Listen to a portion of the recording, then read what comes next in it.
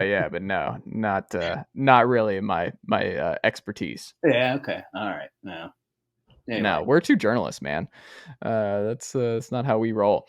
When you think about you mentioned Orlando and Paolo. You mentioned Ivy and Detroit. I want to get your perspective on this because I think it's really difficult to get out of the gutter when you've been there for a long time. I think it's really, really hard to climb out. And I love the picks. I love what both teams are doing right now.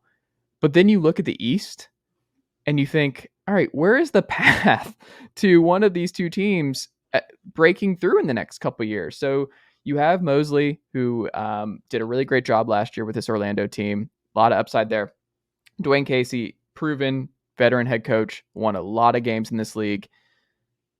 We know what he can do with the roster that can actually win. I think both are close. The problem I run into is if you're going to put one of those two teams in the playoffs in the next 2 to 3 years, who do you believe in more to make the playoffs in the next 2 years? Who do you think breaks the streak? Oh boy. That's a tough one. That's a really, really tough one. Troy Weaver with Detroit, I think has done a really good job, with his drafting. He's smart, manages the cap very well, didn't overpay for Jeremy Grant, basically traded him while his value was high, was low. I love that move. It gives young players some playing time. I thought he's had a couple really good drafts. And, I think this is going to be the key. See, when you're a team and you've got a good young player, rookie or second year player who is clearly underpaid.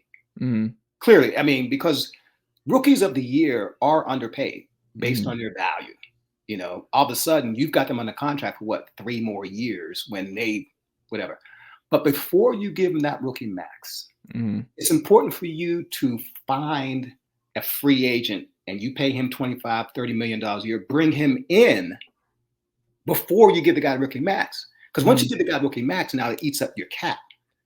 But you can go over the cap to extend that rookie. So I think the next couple of years are going to be very important for Detroit. They've got to find that one borderline or maybe even an all-star, disgruntled all-star. They come on the market every year. We see, that disgruntled all-star they can bring in, pay like $35 million, right? And have the table set. For what you have to finally you got to pay Ivy. And, you've got to pay your other young players. And then now you have a set team. I think Dallas ran into that problem with Luka. So they gave Luka the extension last year, but they haven't been able to find that number 2. Yeah. And now well, they thought they did. They thought it was Kristaps, and then it wasn't. Yeah, it didn't work out. But so now Luka's extension now is about to kick in. And then the next one's going to be you're going to be paying him up over to $60 million. You just lost Jalen Brunson for nothing. For nothing. For nothing. And so if you're Dallas, you pay Tim Hardaway Jr. Luka's got money. All of a sudden, Dorian Finney-Smith is expensive now. All of a sudden, when it's time to get free agents, you've got mid-level type money, or maybe 10, 12 minutes, whatever. You don't have $35 million in cap room like Detroit has that kind of money in cap room. So now it's too late. Yeah.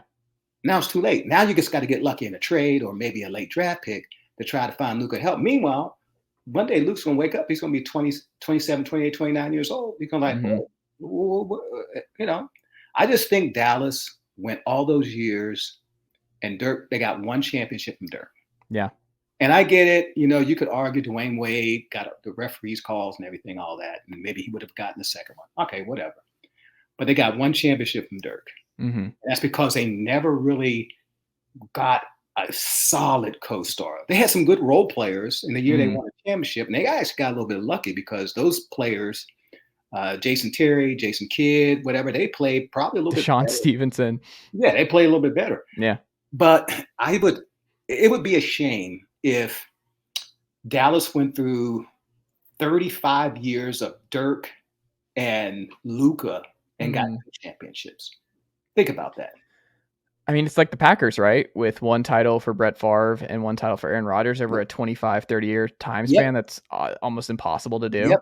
Yep. Absolutely. I think it could happen. It could I happen. agree with you because I don't think there's a path for a second star in Dallas anytime soon. I think that the money's gone, and they took their big swing on Kristaps, Yep. and that backfired, and they didn't get enough back in that trade because he was just not the same value. And then Mhm. just losing Brunson, who was your best trade chip, for nothing. I think that's just it. I don't think there's not a lot Nico can do right now, and I'm sure they're honest though. I think a lot of these front offices and coaching staffs and everybody, they're always communicating. So I'm gonna guess that Luka's aware of the situation and they've told him, "Hey, it's gonna be a lot on your plate. We got you Christian Wood, but right now this is all we can do for a little bit, and we'll keep trying. But understand that like the Kristaps and Jalen situation kind of put us in a bind. Just trust us, but the next couple years might be a little difficult."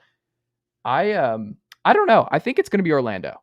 My guess is Orlando makes the bigger swing because I think Troy strikes me more as we're going to keep building this thing. We're going to keep Mhm.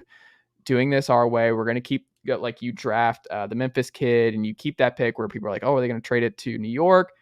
We're going to bring in Jaden Ivey. We're not trading Jaden Ivey. We have Cade. We're trading Jeremy Grant. We are building this slowly but surely. Like we're going to have our core collection.